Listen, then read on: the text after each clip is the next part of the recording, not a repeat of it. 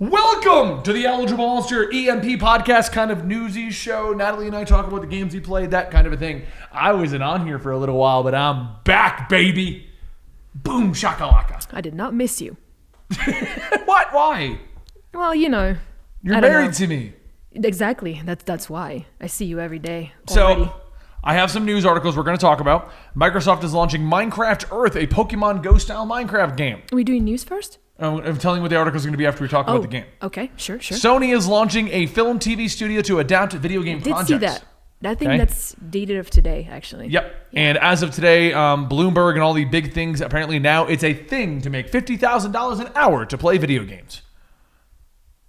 That's based on what happened with Ninja, but apparently now it's I was about to say, what? So we'll see what happens with that. Yeah. I think that one only applies if you're Ninja or Summit or Markiplier. That's what I was thinking too. I've yet to have that offer come by.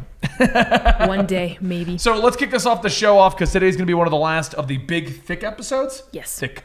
Because next week we're going to be trying to kick off a Monday, Wednesday, Friday kind of like newsy kind of thing with discussions and gameplay and peppered in between. Now that we know what you guys want and what you guys want to see in this channel, we're just going to make people stop unsubbing. Yeah, I'm not sure what happened with that. I think it's just a purge, honestly. No, it's what. Okay, so for anybody who may look at us on Social Blade, we do lose subs in EM. There's two reasons for that. One, EM gets a stupid amount of promotion of a comic story, and people are expecting video game comic books because they're watching videos from 3 years ago when we used to do video game comic books here. Yeah. And two, if you look at our most viewed videos, they're subbing to those complete stories, not realizing that we've shifted formats almost a year and a half ago now. Yeah, because you've actually been posting the complete stories on your channel. Right, we've shifted all the complete stories over there so that we can just be gameplay and news again over here. Yeah. Matter of fact, we're bringing out Final Fantasy XIV, A Realm Reborn this Friday. Not on EM, though. Nope. And on we're the Comic Story on channel. EM right now. So. Yeah, we're going to be covering over there. Well, I'm letting people know what's going on, just because this is our channel. So, But that's fair. Rage 2 dropped. Yep. And I don't like it. I thought I was going to. Everything I played about it, I liked it. When we went to the Bethesda day last year, I loved it. When the demo I got to play, I loved it. Then I finally sit down to play it, and I don't like it. Sure. How many hours did you play? About 3 or 4. Legit. I really did play a lot of the game. Yeah. And I can tell you exactly when I lose interest, and I've just stopped going back now. When? What, When do you did want you to lose talk about your interest? opinion first? Or do you want me to? I mean... Because you love the game, right? I wouldn't say I love it. I've put like 4 hours into it. And I've honestly been hitting up most of the side quests at this point, not the actual story. The main story, though, it kind of just lost me, honestly. It's not as engaging as I thought it would be. Then again, it could be like doing a complete 180 later on. So I don't know. I kind of want to just I hear the give it story's some not time. good. It's probably one of the worst aspects when I looked into it. Why would you even look into it to I looked at begin the with? reviews, just the reviews in Why general. would you even look at the reviews, though? Because the Metascore aggregate of it all. Yeah, and what did those reviewers give Days Gone? That one also got the same. Well, I don't always follow those. That's what I mean, though. I know, but still. It's got a 79%. But I looked at a couple of the reviews to see what I was buying because I had to buy this one. We didn't get sent it. It's not bad. But we didn't get sent it, so I had to buy it. So I wanted to make sure I wasn't wasting my money. Right. Well, you know, I would have still bought it regardless because I was a fan of the first one. And I feel like if you're coming... I know. So if you're coming from the first one, I mean, you know what to expect when it comes to those kind of games. It's not about the story, really. I don't care about the story at all. Well, then, if you don't care about the story and you're saying that you just kind of just stop giving a crap about the game itself because of the story, then it makes no sense. 73% on Metacritic for Rage 2. So the issue that I run into is this. I find the story engaging enough that I'm interested in the game. I love the gunplay. I love how fast and crazy it is. Oh, yeah. It's unbelievably smooth. The open world is empty, barren. I don't like it. There's no reason for it. The gameplay works great. Then they're like, go get in your car. And I'm like, wait, what?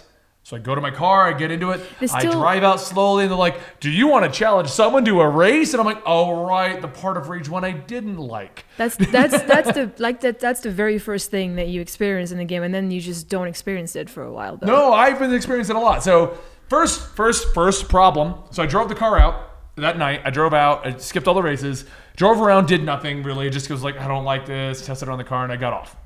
Came back the next day, my car's not there anymore. So now I'm running across the world. So I'm running across 5,000 meters because the car's gone. You can actually spawn it, I think. I got to go respawn it, but it wasn't working because mine glitched out on PC. So I'm like, oh boy, let me go run to the next location. So now I'm running across this barren world with nothing going on, which makes you really appreciate the fact that it's a barren world with nothing going on. I mean, I feel like the point of interest the are car close enough. glitched back in later, and midway through my run, it just appeared in front of me. So I was like, oh, all right, cool, get the car back. I jumped back in it, drove to the first checkpoint, and then it's like a mini checkpoint mission. And I'm like, not fun. And I drive to the next objective, completed that objective, which I think was the shotgun mission. Did the town sequence, which I was not digging. Then I went back to the open world and I went to the next objective. And I just kept doing these. And what I found is every time I was in a mission, running around with the gun, I was having so much fun. Mm-hmm. The game, throwing the wing-a-ding-a-ling-bings, whatever those things are, and chucking grenades, and the bosses felt like really good fights. They weren't fully bullet sponges, but they were challenging. I was having a great time with the gunplay. I was enjoying the mechanic, the augments we got, like the dashing and things like that. Right. And then the moment I'd walk out of the level and get back in the car, my excitement level went through the floor and I just didn't care. What did you think was going to happen? They would just teleport you from level to level? That's Doom, man. I thought it was Doom. That's not Rage. No, it's not. It's never been Doom. I thought it was a level-based linear shooter. It's never been Doom. It's Rage. I forgot that they had an open world in the first one because my best memories come from doing the dungeon kind of things where you run around killing things. I feel like your complaints are just not valid at this point. Well, my complaint is I feel like you just remember Rage being super exciting, and you completely forgot about the tedious stuff that you had to do in between. Right? And you thought it was Doom. That's exactly it. No, I don't always forget that. It's not really a valid complaint then. I mean, I'm looking right here at the summary of Rage 2. Okay. Dive headfirst into a dystopian world devoid of society, law, and order. Rage 2 brings together studio powerhouses Avalanche Studios, masters of open world insanity, and ID Software, the gods of the first-person shooter, to deliver a carnival of carnage wherever you go, shoot anything, explode everything. It doesn't say that this is open world. It says it brings these two studios known for these things together.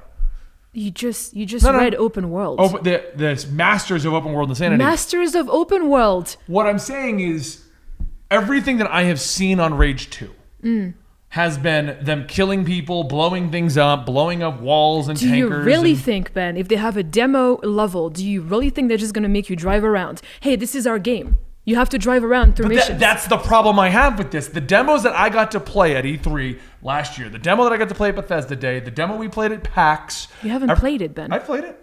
Every time that we've gotten to play Rage 2 and see Rage 2 has been the exciting moments. Then they have this. It's almost like they want to sell your game. I mean, their game. That's my problem. Because the open world's not even interesting.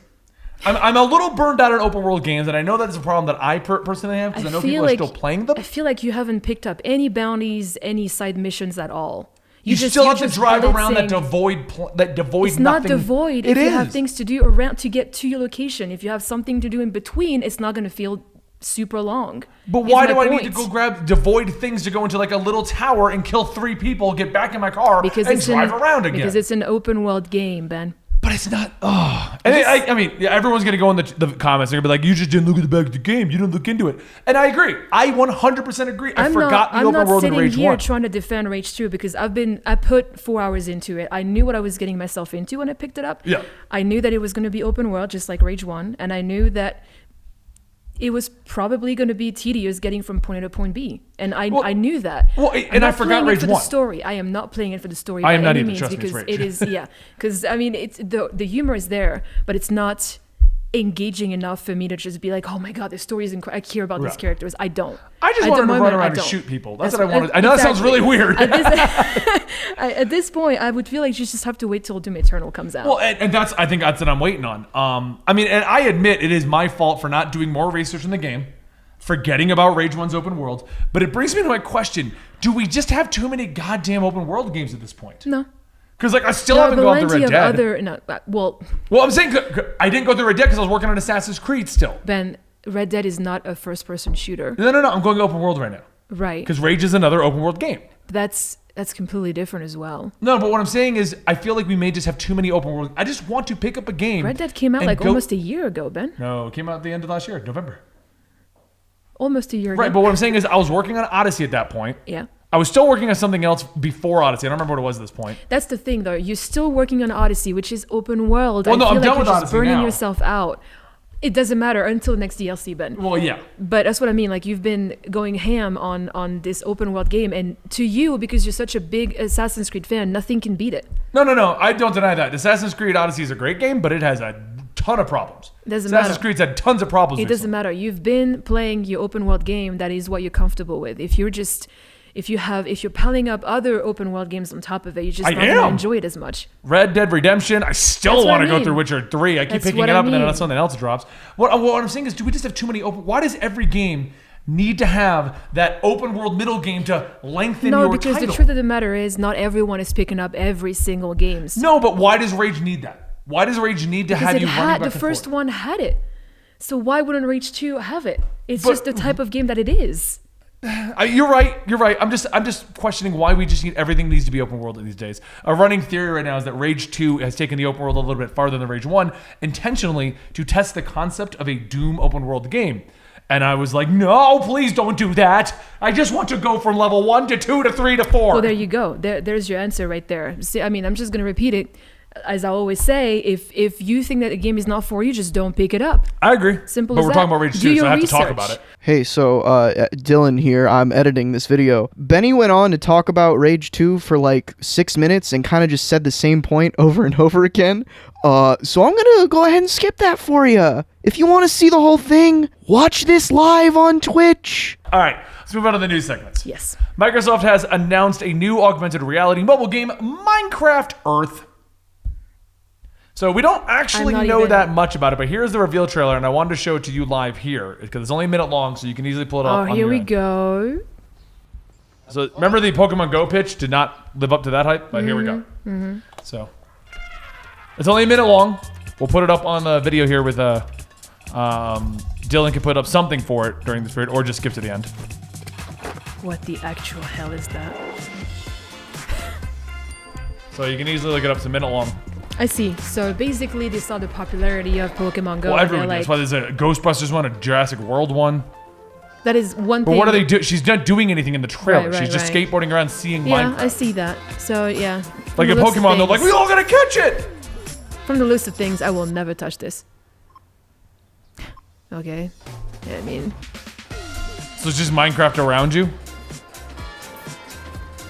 Yeah, I'm kind of confused as of what the gist of this game is. I mean, obviously, shit's not going to blow up in real life, so what is...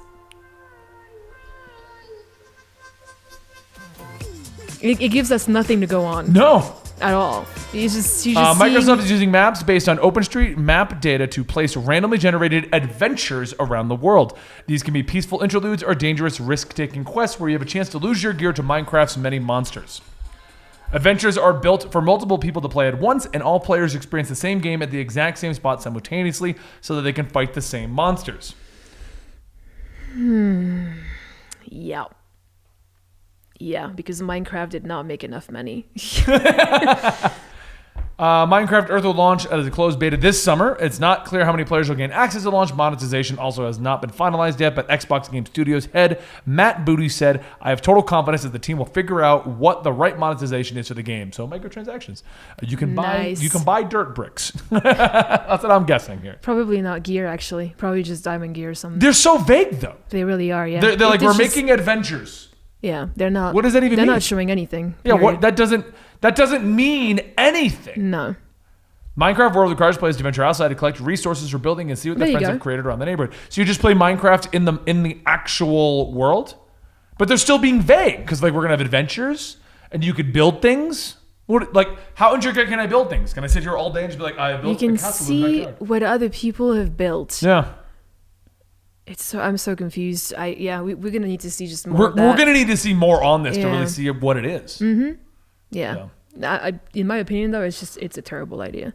Minecraft needs to die. I still like it. I've been streaming it some nights. Needs to die. All right, let's go to this other article real quick because I think this is gonna be another quick discussion. Yes. So it's well known at this point that Apex Legends blew up because they paid streamers like Ninja Summit and all them $50,000 or more to play the game. So it blew up in the Twitch charts. Everyone bought the game. Yep. EA was super happy. I think it was EA, wasn't it?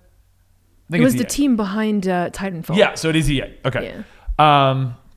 They went ahead and they made a boatload of money that way. And so Now it's been reported by all the business outlets that you can make $50,000 an hour playing video games, because now more developers are looking to break the Twitch charts by paying people to play their game the day it so comes guess out. what? Like, the people that are just on top anyway. Yeah, are going to make a boatload of money again to so- play that particular game. Yeah. I mean, what's All the these discussion articles here sound exactly? like this is not news to anyone in the Twitch/gaming arena, you know? Yeah.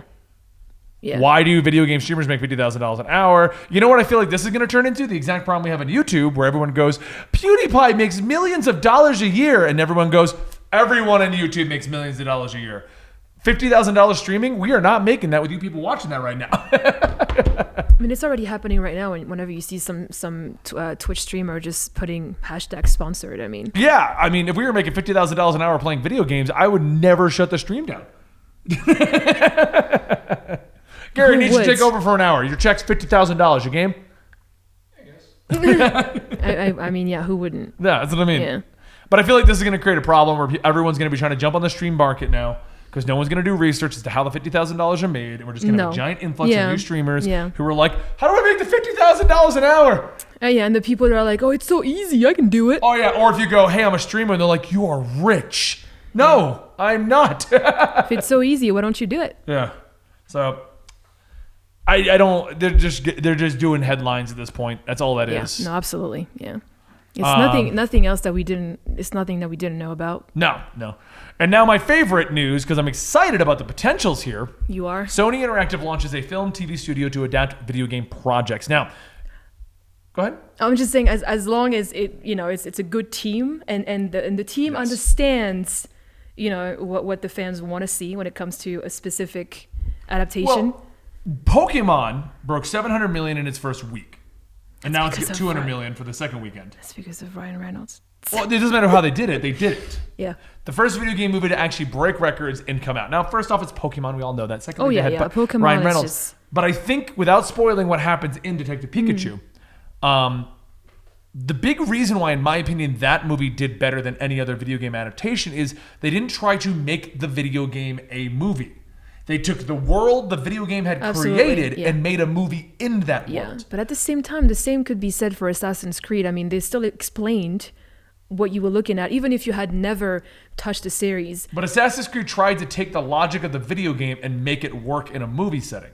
That was the problem with Assassin's Creed. That's why it had so many problems and so little amount of people went to watch it. Well, they just had to take the lore that was built and make a movie function around it.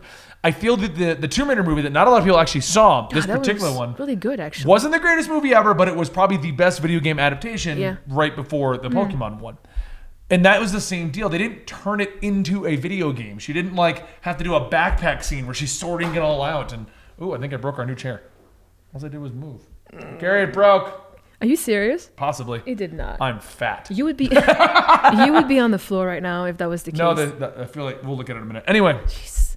It was okay, but I feel kind of like Shazam setting up the DCEU in the right direction finally. Shazam, Wonder Woman, and all those. I didn't see it. You saw Shazam? I didn't see it. Oh, geez. Okay, we'll go watch that soon. I felt Tomb Raider set us up in the right direction, and the Pokemon, which already has sequels announced, is confirming if you do a video game movie right, it will make money. Mm-hmm. And Sony's like, wow, we have a lot of video games that we could probably turn into something. You think it all came from Pokemon? The reason they're now, I guarantee this is already in the works, probably from early on, based on a couple other projects doing well. But I get a feeling that they're announcing it today because Pokemon. They would probably not have announced it, even if they're doing it, if Pokemon did not break records. Because Pokemon's like, hey, Pokemon made a ton of money as a movie, so people are going, oh, wait, hold on. Video games can make money too as a movie if we do it right. It's almost like the argument of, don't do any female superhero movies because they don't sell. Then Wonder Woman finally did, and everyone's like, oh, if you do it right, people will watch the goddamn movie. Yeah. It's weird. I feel like Hollywood's waking up to things that common person knows, you know?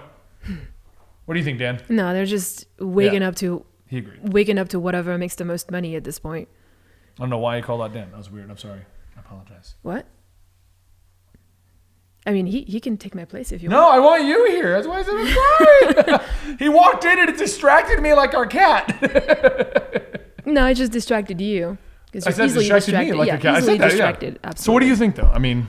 I just told you. I mean, it honestly... it's PlayStation 2, man. Like, I hope they don't take our beloved, like, what is it, exclusives and turn them into movies, because I know I can't. Didn't they already say there's a Last of Us 1 in the works? I think there's a Last of Us 1 in the works. I think it was Uncharted. Uncharted, that was it. That's what's in the works. Yeah. Okay. So if they can make Uncharted succeed, then I've got hope for a Last of Us movie and things like that. For the love of God, please do not touch Bloodborne. Please. So the article doesn't really say what they're working on. Ubisoft has a number of projects in the works, including a live-action Skull and Bones television show, films based on Watch Dogs, Far Cry, and Rabbids. Watch Dogs could be cool, man. Watch Dogs and Far Cry would be cool. Yeah. Rabbids is going to be a cartoon that we won't watch. Then there's the Witcher television series. Yeah, so this is just falling in line with all of these things. Yeah. And then they even state Warner Brothers released another video game-based movie this week or month, Pokemon Detective Pikachu. It's made an estimated $287 million worldwide so far. Okay, I couldn't find. You can find confirmation that it made $700 million, and then you find confirmations that it made $287 million. I don't know what it made. Houston and I were confused by this, because if you Google it, it comes up with some of them stating it made $700 million. And then some say it made $287 million. I mean, does it matter? It's still a success. Oh, either one's a success, yes. Yeah. It was, its budget was $150 million. Oh, yeah, they definitely... Yeah, so they doubled their budget, so they're fine. Absolutely. They've already announced sequels to it. Are you serious? Yeah, the sequels are apparently announced in January. Oh, God, no. Why? It was good. No, it was not that great, man. Oh, my God. The plot was good. I completely agree with the plot, but as far as, like, the Pokemon that I was talking about before, I was not happy with half of them. What about even a Bloodborne or Bioshock movie? Clara brought those up. I mean, actually, there was a poster about a potential Bioshock movie. I could see that. Cool. That would explain why it's gone so quiet recently. As a matter of fact, the Ship of Water, I thought was the Bioshock movie at first, because because it was, just the way it was panning out in the water and stuff. I was like, oh, don't tell me it's a Bioshock movie, but no, it was something entirely different. But no, I hope they don't touch Bloodborne though, because I could see Last of Us though being turned into a movie, just because it's so popular, Right. And the second one's coming out too. So yeah. All right. Well, that's pretty much everything we want to talk about today. You got anything you want to add? Not really. Like I said, that last topic was probably the most intriguing one, to be honest. It's kind of exciting, but at the same time nerve-wracking. I don't know what to think about it. What, the movies? Yeah, they could be good. I mean, Assassin's Creed was not bad. that. I love Assassin's Creed, but that movie was not that good at all. Yeah, you were not happy. I was trying so hard to be hyped for that. We're going through that movie, and I'm like, why did you subtitle half the movie? Yeah, Tomb Raider was easily the best one. In my opinion. Tomb Raider was probably the best live action one. Yeah, it was. I think Pokemon is a great one too. Mm-hmm. Because they just used the world. They didn't bother trying to do the game. The messed up Gengar. You didn't have him being like, well, I got to power up my Pokemon. Let's go to the field. They messed up Gengar. Get over it. His teeth looked weird. I get it. His teeth were yellow and his eyes were googly. Yeah. There's no excuse for that. It's a goddamn ghost Pokemon. Make it look CG like Mewtwo. All right.